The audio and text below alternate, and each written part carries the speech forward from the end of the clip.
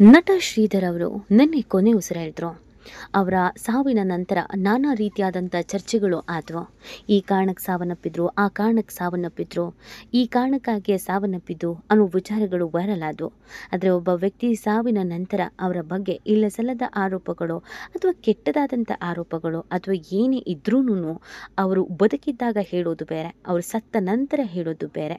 ಆ ವ್ಯಕ್ತಿಯ ಆತ್ಮಕ್ಕೆ ಶಾಂತಿ ಸಿಗಲಿ ಅಂತ ಎಲ್ಲ ಬಯಸ್ತಾ ಇದ್ರು. ಆದರೆ ನಿನ್ನೆ ಅಂತ್ಯ ಸಂಸ್ಕಾರ ನಡೆದ ರೀತಿಯನ್ನು ನೋಡಿದ್ರೆ ಎಂಥವರ ಕಣ್ಣಲ್ಲೂ ನೀರು ಬರುತ್ತೆ.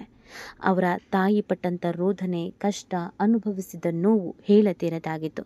ನಿಜವಾಗ್ಲೂ ಹೇಳಬೇಕು ಅಂದರೆ ಯಾವ ತಾಯಿಗೂ ಇಂಥದ್ದೊಂದು ಸಂಕಟ ಎದುರಾಗಬಾರದು.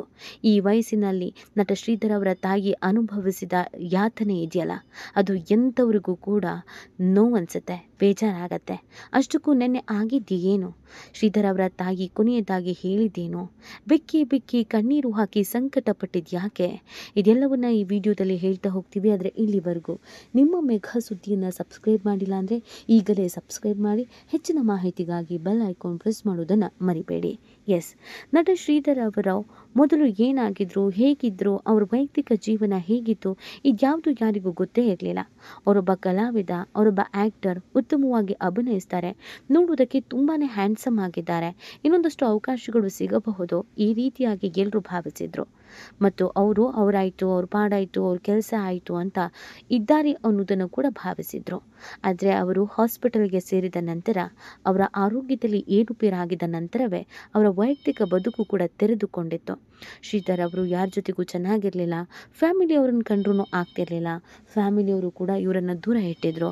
ಅಷ್ಟೇ ಯಾಕೆ, ಹೆಂಡತಿ ಮಗ ಕೂಡ ಇವರನ್ನ ಹತ್ರಕ್ಕೆ ಸೇರಿಸಿರಲಿಲ್ಲ.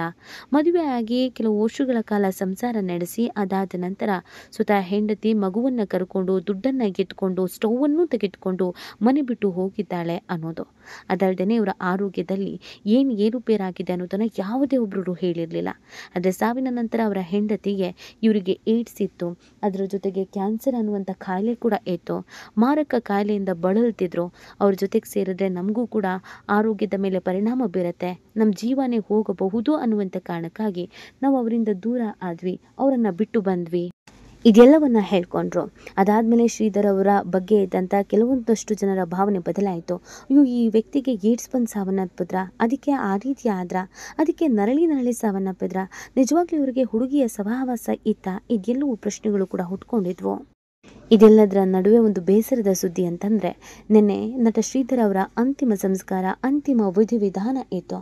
ಆದರೆ ಎಂಥ ದುರ್ವಿಧಿ ಅಂತ ಹೇಳಿದ್ರೆ, ಇವರ ಜೊತೆಗೆ ಅಭಿನಯಿಸಿದ, ಇವರಿಂದ ಪಾಠ ಕಲಿತ, ಇವರಿಂದ ಕ್ಲಾಸಸ್ಸನ್ನು ಹೇಳಿಸಿಕೊಂಡ ಯಾರು ಒಬ್ಬರು ಆದ್ರೂ ಈ ಒಂದು ಅಂತಿಮ ವಿಧಿವಿಧಾನಕ್ಕೆ, ಅಂತ್ಯ ಸಂಸ್ಕಾರಕ್ಕೆ ಬರಲೇ ಇಲ್ಲ. ಹೇಗೆ ನಡೀತು ಅಂತಿಮ ಸಂಸ್ಕಾರ ಅಂತಂದರೆ, ಯಾರೋ ಬಿಕಾರಿನೋ, ಯಾರೋ ಪರದೇಶಿನೋ, ಯಾರೋ ಗುತ್ತು ಗುರಿಯೇ ಇಲ್ಲದವರ ಅಂತಿಮ ಸಂಸ್ಕಾರ, ಅಂತಿಮ ವಿಧಿವಿಧಾನ ನೆರವೇರುವ ರೀತಿಯಲ್ಲಿ ನಟ ಶ್ರೀಧರ್ ಅವರ ಅಂತಿಮ ವಿಧಿವಿಧಾನಗಳು ನೆರವೇರಿದ್ರು. ಬಹಳ ವರ್ಷಗಳಿಂದ ಕನ್ನಡ ಸಿನಿಮಾ ಇಂಡಸ್ಟ್ರಿಯಲ್ಲಿ ಇದ್ರೂ ಕೂಡ ಹೇಳಿಕೊಳ್ಳುವಂಥ ಒಬ್ಬನೇ ಒಬ್ಬ ಕಲಾವಿದರು ಇಲ್ಲಿಗೆ ಬರಲಿಲ್ಲ. ಪಾರು ಸೀರಿಯಲ್ನಲ್ಲಿ ಬಹು ವರ್ಷಗಳ ಕಾಲ ಅಭಿನಯಿಸ್ತಾರೆ. ಪಾರು ಸೀರಿಯಲ್ನಲ್ಲಿ ನಟಿ ಮೋಕ್ಷಿತಾ ಸೇರಿದಂತೆ, ವಿನಯ ಪ್ರಸಾದ್ ಸೇರಿದಂತೆ ಅನೇಕ ದೊಡ್ಡ ಸ್ಟಾರ್ಗಳು ಇದ್ದರು, ಕಲಾವಿದರು ಇದ್ದರು. ಆದರೆ ಅಂತಿಮ ವಿಧಿವಿಧಾನದಲ್ಲಿ ಒಬ್ಬರು ಭಾಗಿಯಾಗೋದಿಲ್ಲ. ಕೇವಲ ಇಬ್ಬರು ಮಾತ್ರ ನಟಿಯರು ಇದೇ ಹಾಸ್ಪಿಟಲ್ಗೆ ಹೋಗಿ ಇವರ ಅಂತಿಮ ದರ್ಶನವನ್ನು ಪಡ್ಕೊಂಡು ಮನೆಗೆ ಹೋಗ್ತಾರೆ.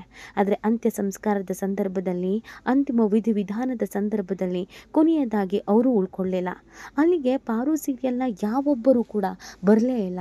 ಕೇವಲ ಪಾರು ಸೀರಿಯಲ್ ಮಾತ್ರ ಅಲ್ಲ, ಮ್ಯಾಕ್ಸ್ ಸಿನಿಮಾದಲ್ಲೂ ಕೂಡ ಇವರು ನಟಿಸಿದರು. ಮ್ಯಾಕ್ಸ್ ಸಿನಿಮಾದ ನಿರ್ದೇಶಕರಾಗಲಿ, ನಿರ್ಮಾಪಕರಾಗಲಿ, ನಟನಾಗಲಿ, ಸಹ ಕಲಾವಿದರಾಗಲಿ ಒಬ್ಬರು ಇವರನ್ನು ಅಂತಿಮ ವಿಧಿವಿಧಾನಕ್ಕೆ, ಅಂತ್ಯ ಸಂಸ್ಕಾರಕ್ಕೆ ಬರಲೇ ಇಲ್ಲ. ಕನ್ನಡ ಇಂಡಸ್ಟ್ರಿ ಅಥವಾ ಕನ್ನಡದ ಕಲಾವಿದರು, ಕಿರುತೆರೆ ಕಲಾವಿದರು ಅಂತ ಅನ್ನಿಸ್ಕೊಂಡವ್ರು ಯಾರೊಬ್ಬರು ನಿಂತು ಇವರ ಅಂತಿಮ ಸಂಸ್ಕಾರವನ್ನು ನೆರವೇರಿಸಲೇ ಇಲ್ಲ. ಹಾಗೆ ನೋಡಿದ್ರೆ ಕಲಾವಿದರ ಸಂಘ, ಕಿರುತೆರೆ ಕಲಾವಿದರ ಸಂಘ, ಹಿರಿತೆರೆ ಕಲಾವಿದರ ಸಂಘ, ಚಲನಚಿತ್ರ ಮಂಡಳಿ, ಹೀಗೆ ಅನೇಕ ರೀತಿಯಾದಂಥ ಸಂಘ ಸಂಸ್ಥೆಗಳನ್ನು ಕನ್ನಡ ಇಂಡಸ್ಟ್ರಿ ಹೊಂದಿದೆ, ಸೀರಿಯಲ್ ಟೀಮ್ ಕೂಡ ಹೊಂದಿದೆ. ಆದರೆ ಒಬ್ಬ ಬಹು ವರ್ಷಗಳ ಕಾಲ ಹೆಸರು ಮಾಡಿ, ಸಂಪಾದನೆ ಮಾಡಿ ಅಭಿನಯಿಸಿದಂಥ ನಟನ ಅಂತಿಮ ಸಂಸ್ಕಾರಕ್ಕೆ, ಅಂತಿಮ ವಿಧಿವಿಧಾನಕ್ಕೆ ಒಬ್ಬರು ಬರಲಿಲ್ಲ ಅಂತಂದರೆ ಇದು ಯಾವ ಥರದ ಸಾವು? ಅಷ್ಟೇ ಯಾಕೆ, ಜೊತೆಗೆ ಜೀವನ ಮಾಡಿದ ಹೆಂಡತಿ, ಜೊತೆಗೆ ತಾನೇ ಜೀವ ಕೊಟ್ಟಂಥ ಮಗ, ರಕ್ತ ಹಂಚಿಕೊಂಡು ಹುಟ್ಟಿದಂಥ ಮಗ ಯಾರೂ ಕೂಡ ಬರಲೇ ಇಲ್ಲ. ಇದೆಲ್ಲವೂ ಕೂಡ ನಿಜವಾಗ್ಲೂ ಬೇಸರ. ಆದರೆ ಒಂದು ಕಾಲದಲ್ಲಿ ತಾಯಿನೂ ಬೇಡ, ಅವ್ರ ಸಂಬಂಧನೇ ಬೇಡ, ಇಡೀ ಊರೇ ಬೇಡ ಅಂತ ಊರು ಬಿಟ್ಟಂಥ ಶ್ರೀಧರ್ಗೆ ಕೊನೆಯ ಕಾಲದಲ್ಲಿ ಜೊತೆಗಾಗಿದ್ದು ಅವರ ತಾಯಿ, ಅವರ ಸಹೋದರರು ಮಾತ್ರ. ಇದನ್ನು ಪ್ರತಿಯೊಬ್ಬರು ನೆನಪಿನಲ್ಲಿ ಇಟ್ಕೊಳ್ಬೇಕು.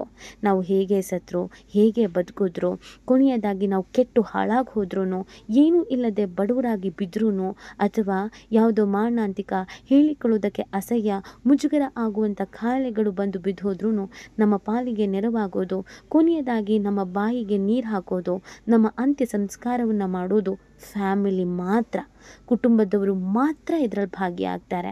ಇರುವಷ್ಟು ದಿನ ಫ್ಯಾಮಿಲಿಯನ್ನು ತಾತ್ಸಾರದಿಂದ ನೋಡುವ ನಾವು, ಅಯ್ಯೋ ಅವ್ರು ಇಲ್ದಿದ್ರೇನು ನಾವು ಆರಾಮಾಗಿರ್ತೀವಿ, ನಮ್ಮ ಜೀವನ ಯಾವ ಅಣ್ಣ, ಯಾವ ಅತ್ತಿಗೆ, ಯಾವ ಅತ್ತೆ, ಯಾವ ಮಾವ ಅಂತ ಬದುಕುವ ನಾವುಗಳು ಸತ್ತ ನಂತರ ನಮಗೆ ಯಾರು ಆಗ್ತಾರೆ ಅಂತ ನೋಡಿದಾಗ ಆಗೋದೆ ಫ್ಯಾಮಿಲಿ.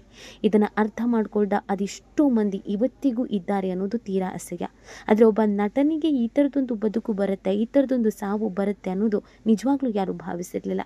ಎಂಥವರಿಗೂ, ಯಾವುದೇ ಶತ್ರುವಿಗೂ ಈ ಥರ ಸಾವು ಅಥವಾ ಈ ಥರ ನೋವು ಅಥವಾ ಈ ಥರ ಅಂತಿಮ ವಿಧಿವಿಧಾನಗಳು ನೆರವೇರಬಾರದು. ಇದ್ದಾಗ ಮಾತ್ರ ಎಲ್ಲರೂ, ಏನು ಇಲ್ಲದಿದ್ದಾಗ, ಕೆಟ್ಟು ಕೂತಾಗ ಯಾರೂ ಇಲ್ಲ ಅಂತ ಇದಕ್ಕೆ ಹೇಳೋದು. ಈ ಬಗ್ಗೆ ನಿಮಗೇನು ಅನಿಸುತ್ತೆ ಅನ್ನೋದನ್ನು ನೀವು ಕೂಡ ಕಮೆಂಟ್ ಮಾಡಿ ನಿಮ್ಮ ಅನಿಸಿಕೆ ಮತ್ತು ಅಭಿಪ್ರಾಯವನ್ನು ತಿಳಿಸಬಹುದು.